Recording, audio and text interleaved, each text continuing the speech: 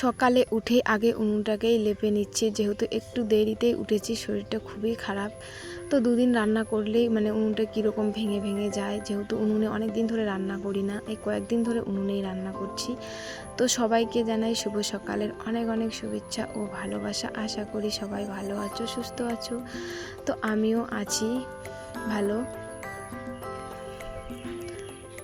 তো যেহেতু দুই ছেলের স্কুল নেই আজকে, তার জন্য ভাবছি যে উনুনটাকে আগে লেপে মুছে নেই।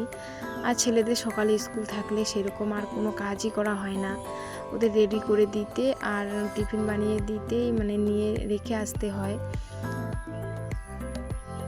তার জন্য ভাবছি আজকে উনুনটাকে লেপে নেই, কালকে থেকে তো আবার স্কুল শুরু হয়ে যাবে, সেই সকালে উঠে আবার দৌড়তে হবে।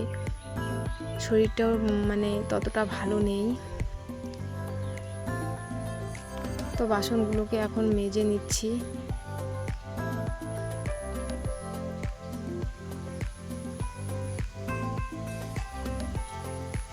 আর বাসন নিয়ে আসলে দেখো হাঁসগুলো কীরকম ছুটে ছুটে আসে খাওয়ার জন্য, মানে সকালে উঠে ওদেরও যেন খিদে পেয়ে যায়।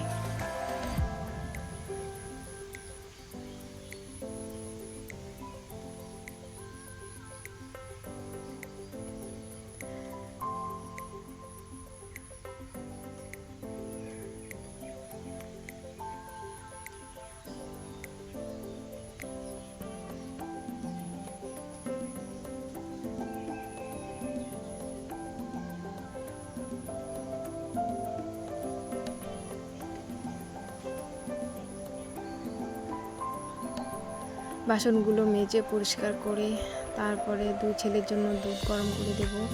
ওদেরও খিদে পেয়ে গেছে, যেহেতু একটু দেরিতে উঠেছি।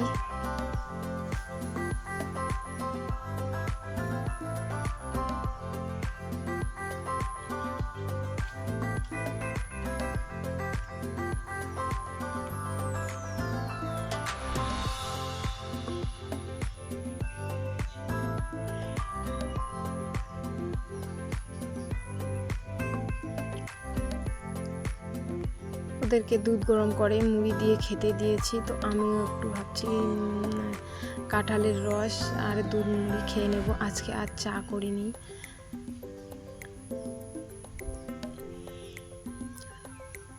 ওইদিকে চানার ডাল সেদ্ধ বসিয়ে দিয়ে এখন বিছানাটাকে পরিষ্কার করে নেব, বিছানাটাকে তুলে নিচ্ছি। আর এই শালিক পাখির অত্যাচার আর ভালো লাগে না, মানে জানালা দিয়ে ঢুকবে আর বিছানার মধ্যে যত নোংরা পড়বে। এগুলোকে এখন আমি তুলে নিয়ে এগুলোকে ধুয়ে দেবো আর একটা আলাদা বিছানার চাদর বিছিয়ে দিচ্ছি।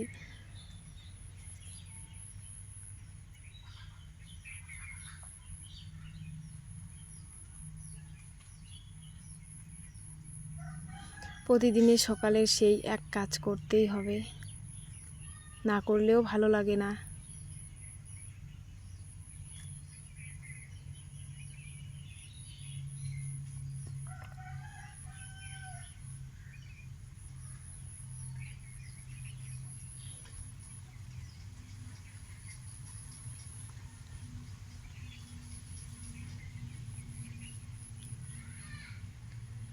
সেই চানার ডাল বসিয়ে দিয়ে কতগুলো কাজ করলাম, কাজ করে এসে স্নান করে তো মাথাটাই মানে আঁচড়ানো হয়নি। তো ভাবছি মাথাটা আঁচড়ে তারপরে ডালটা সংবাদ দেব। তো দেখো এই যে ডাল সিদ্ধ হয়ে গেছে, ডালটাকে সংবাদ দিয়ে দেব। ডাল আর আলু ভাজবো, আর কিছু করব না। তো ঘরে কিছুই বাজার ছিল না, তো চানার ডাল আর আলু ভাজা আজকে, এগুলোই কালকে বাজার করতে হবে, তারপরে রান্না। তো খাওয়া দাওয়া শেষে বিকেলে একটু বেরিয়ে পড়লাম হাঁটতে। বন্ধুরা দেখো আমি রাস্তায় একটু হাঁটছি, আজকে না মানে গরম না ঠান্ডা, মানে ওয়েদারটা খুব সুন্দর। দেখো চারিদিকটা কত সুন্দর লাগছে, হালকা রৌদ্র, হালকা বাতাস, ঠান্ডা ঠান্ডা, খুব সুন্দর লাগছে। আর এই সুপারি গাছগুলো খুব সুন্দর লাগছে দেখতে, দেখো কত সুন্দর লাগছে।